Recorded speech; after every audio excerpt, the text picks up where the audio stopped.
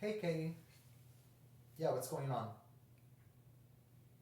Well, you just gotta follow the SOP. You are gonna give the client that paperwork, you're gonna be compliant, and then that will be it. Alright, bye. Hey Marlon, What's up? what are you up to? Katie, my employee calling me, but I give her some instructions, but at the end of the day, I'm the boss. I can do whatever the hell I want. What do you think about that?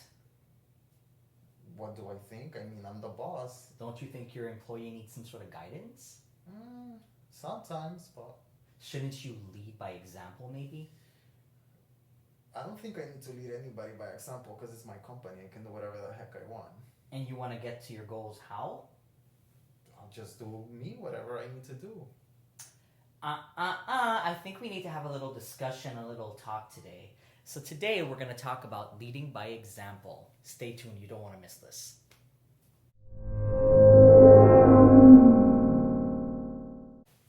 Good morning and happy Monday, everyone. Hope everybody's doing well.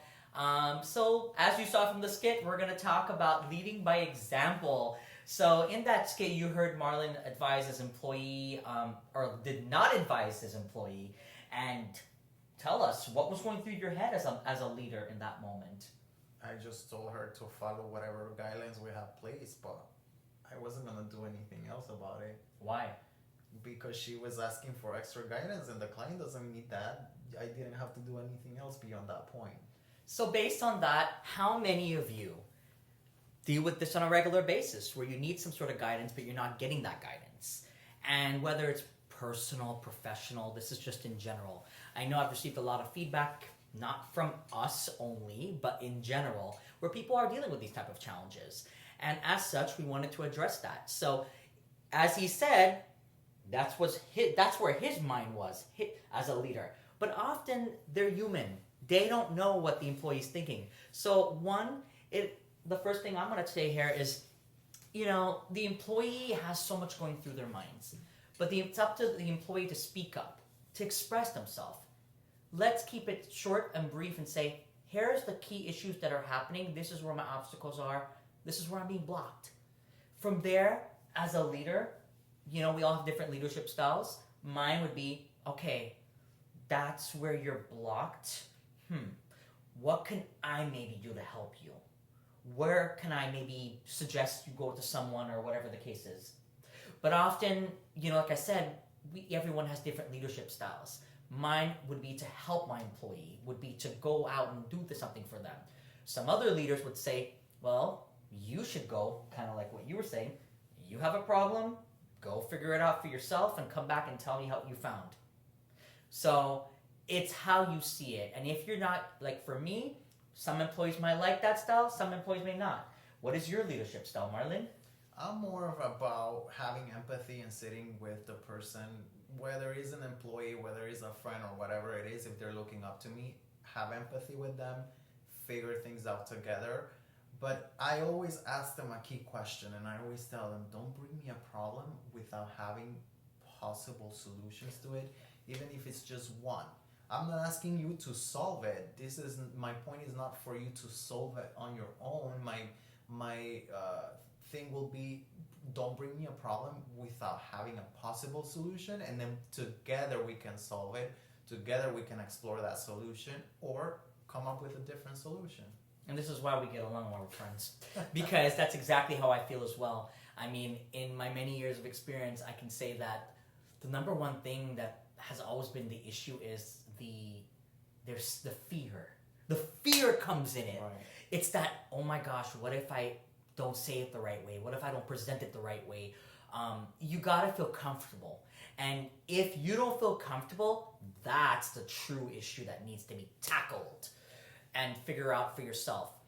So what I wanted to also suggest is, the second point would be, if you're not getting the support you need, go out and figure out that support. Go get that answer. Kind of like what Marlon said. You have a problem, you researched, you looked into it. Now you're coming back saying, hey, this is what I found. What do you think about that? I know as a leader, I would love my employees showing me they tried and they did that. What about you? Yeah, I want to see. The thing is, it's easier to say I have a problem and say it from your tongue to the lip, but to take action. Like, Yeah. once we figure it out, I want to see you perform.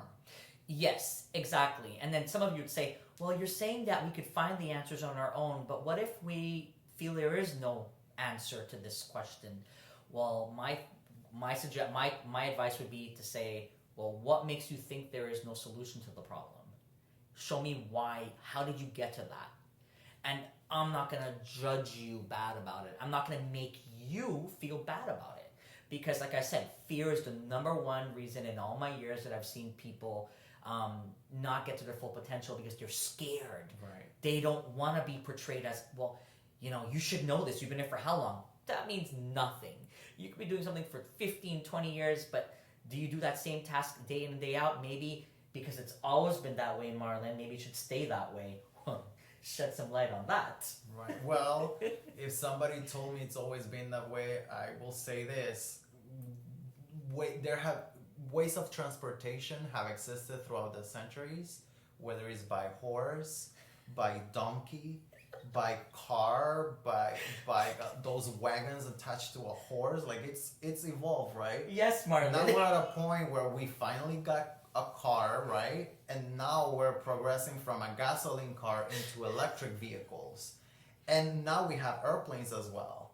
We have trains, so we have boats. With that being said, just because one form of transportation has worked for centuries doesn't mean that we're gonna stop going from place A to place B, right? Because we're always gonna travel, whether it's for work, whether it's for vacation, whether it's to go see our friends. There has to be some form of transportation, but there is always room for improvement of that thing, of that transportation, and we can see it. And I leave it there because that's a really good example. So don't stay stuck there saying, it's always been this way, because yeah, it's always been that way, but that way can always evolve.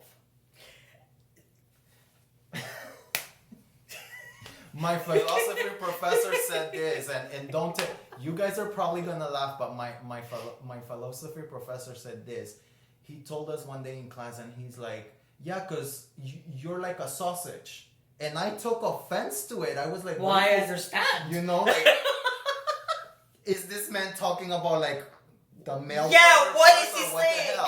And I had so much trouble. Like, I took so much, and he said, yeah, your life is like a sausage. And I was like, what do you mean? He goes, it starts one way, it finishes the other, and in between is like a spiral that goes from point A to point B, right? And that spiral is your daily life.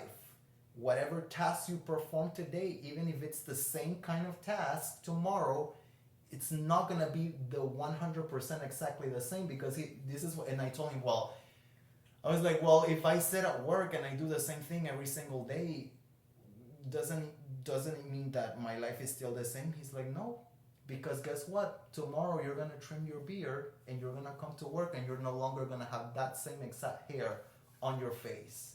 Damn. So that just blew up my mind, and I'm like, I think he's right, because he's like, just the fact that you took a piece of your facial hair off and you're now performing the same exact task tomorrow is not exactly the same task as you did yesterday, because for it to be the same exact, you will have to grab that piece of hair and have it on your face. Like that right there. I actually did mine. And it clicked, and it made sense to me. He's like, if you look back a month ago, you're probably not the same person as you were a month ago, because something happened in that spiral from point A to point B for the month where you're not the same person. And you won't be in the future, because we evolve as human beings. Correct. And all of that went back to evolution. And the rest, I mean, the man, just from that point on, he just like blew up my mind. But I was like a sausage. He's like, yeah, so you get compressed in it. We hope you like that analogy, like a sausage, because I have to say that is a really interesting story and analogy. I really like that. Yeah. Wow, like a sausage. Wow, okay. Anyway, so so we hope this Monday video has reached you, but do process this, because there's a lot of content in what you just said, because it's really strong. So just because something has always been done that way doesn't mean it has to always Right. stay that way. And the other thing is, your journey is your journey. They can go where they want. Right.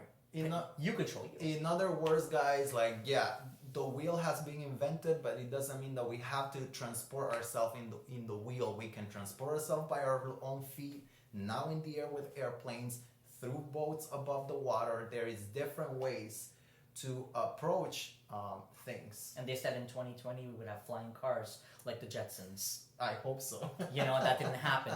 But definitely there will be more evolution. There's more trains. There's always something change. Change is the one constant that I have continued to see with Right. everything. And I know we're talking about, like, a lot of this has to sound, it sounds like work and school, the professional stuff, but it's really personal because everything, like, what do I always say, begins with you. It begins with us. Right. If you don't start processing that will within yourself and oil that engine and think about the sausage and all, then how can you get there? You know? That didn't sound right. Oh, damn! So we hope we gave you a laugh because God knows we need a laugh for 2020. You can ring my bell right here. All right. So with that said, we wish you a wonderful day. We hope we gave you a good smile and a good laugh. Yeah. And remember, keep smiling and optimize your life, and it begins with you. That's really the point of this video. Was there anything more you wanted to add? No, we'll see you guys We'll next see you week. next week.